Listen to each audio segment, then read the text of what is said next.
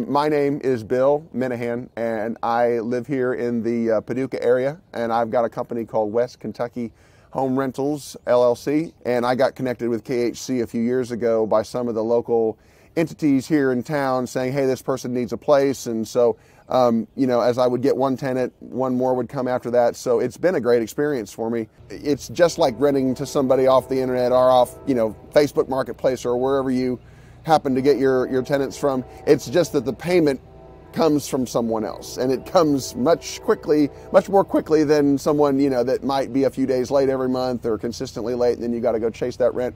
It allows you to be much more organized too, because when the rent's coming in, they're not asking for you to accept less money than what you're going to get on the open market. Some of the tenants have to pay a portion, and if that portion ever changes, it's like a 60-day notice kind of thing. It's not like, oh, by the way, tomorrow you have to pay, because that can put a hardship on the tenants if all of a sudden, hey, you have to pay the entire rent now, and 2 weeks ago you didn't have to. So they don't ever do that kind of stuff. Just like any tenant that comes to you, you do your background check, and if they don't work out for whatever reason, then you don't rent to that person. So just like anything, I think some of the traditional problems that a landlord might have would be maybe no different here. Someone's life situation changes, and all of a sudden maybe they quit paying their tenant portion, or maybe there's something that they're doing that is not in conjunction with the lease. Maybe maybe you've said, hey, no pets or no extra no extra people on your lease, that kind of thing. That can happen with anybody. I mean, that can happen if it's somebody that you rented to, off the street, so to speak, or if you rented through KHC.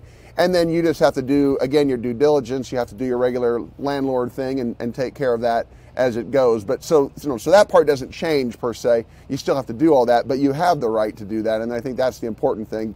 At the end of the day, it's, does the person pay their rent, and do they take care of things? I've got some people that have been like, I've been looking for months or, whatever.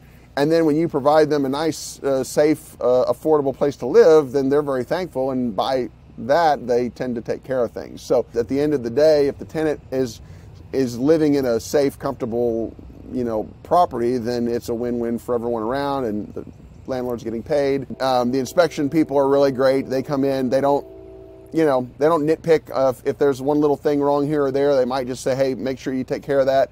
I think I've had one or two times when there was something that, an inspection issue that held up a lease, and I just had to get it fixed, and and have them either look at it again, or send them a video or something along those lines. So they're just making sure for for the safety of the tenant and for the consistency of everything. So that part has not been a problem.